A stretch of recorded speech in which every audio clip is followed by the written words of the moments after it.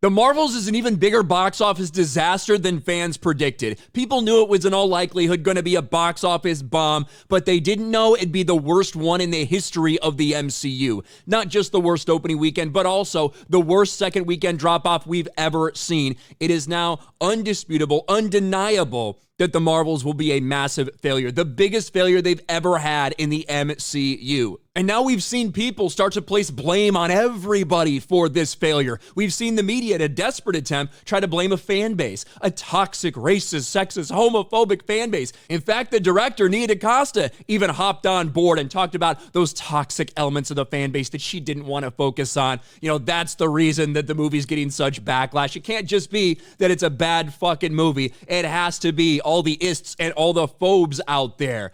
But interestingly enough, Nia DaCosta has been protected by a lot of people in the media. The Marvels could be a box office flop, but it's not Nia DaCosta's fault. You see all these people out there celebrating not the fact that this is the biggest box office bomb in the history of the MCU, but no, that it's the best opening ever for a black female-directed movie. That's all some of these shills can actually talk about right now, in denial that while at the same time that might be a record, it's also going to set the record for the most money lost for an MCU movie. I'm not sure if she wants that record, if you're going to applaud her for that one as well, just because she's a black woman.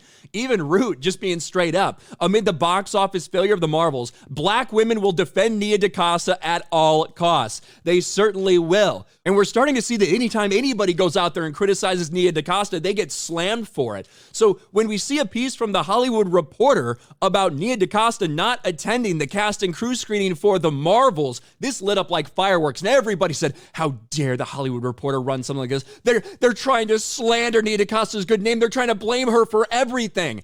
And you know what? Maybe Marvel is trying to shift some of that blame. Maybe the studio is trying to shift some of that blame onto Nia DaCosta. But let's be honest, Nia DaCosta should take some responsibility for this failure. She's the one who said she made the movie that her black teenage self would have wanted to see. Those are her words. That's what she said. That's the movie that she made. And we know that Nia DaCosta left the movie while it was still in post-production. Now, she didn't abandon it, but she went and worked on another project while this movie was still in the post-production phase. She did Skype calls and Zoom calls to coordinate some of the post-production. That rubbed Marvel the wrong way. And so now we're hearing things like this. Why Marvel's director Nia DaCosta bailed on the cast and crew screening.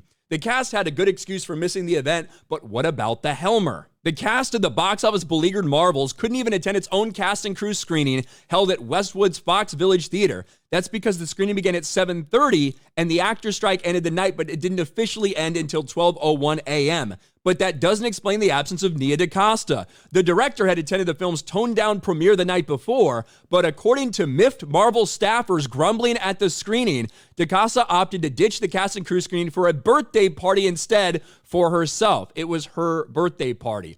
Now, they are saying that she decided to skip out on it. Nia DaCosta's representatives have fired back and said, I would be quite disrespectful and upsetting to suggest Nia had anything other than adoration for her creative team. And they said that she wasn't invited, that the only time she found out that that screening was happening was when she invited other cast members who said, we can't, we have this that we're going to do. I don't trust either of these things. I don't trust the studio. I don't trust Nia DaCosta's side of things. I think both of these people are desperate to distance themselves from a box office disaster, the biggest box office bomb in history. Nia DaCosta, the reason I feel like she got this job was because of the color of her skin and her gender. Marvel wanted a person of color, a female person of color, to direct this movie, specifically The Marvels, so they could brag about it, so they could virtue signal. They went out and hired her. She knew damn well what she was getting into, and she has to sit there and take it. She has to take ownership of the role she had in this massive, catastrophic failure. Yes, we know that a lot of people out there, they're going to virtue signal so hard, they're going to try to defend Nia DaCosta at all costs, try to place none of the blame on her for this massive, catastrophic flop, but at the end of the day, all we can look at is the box office.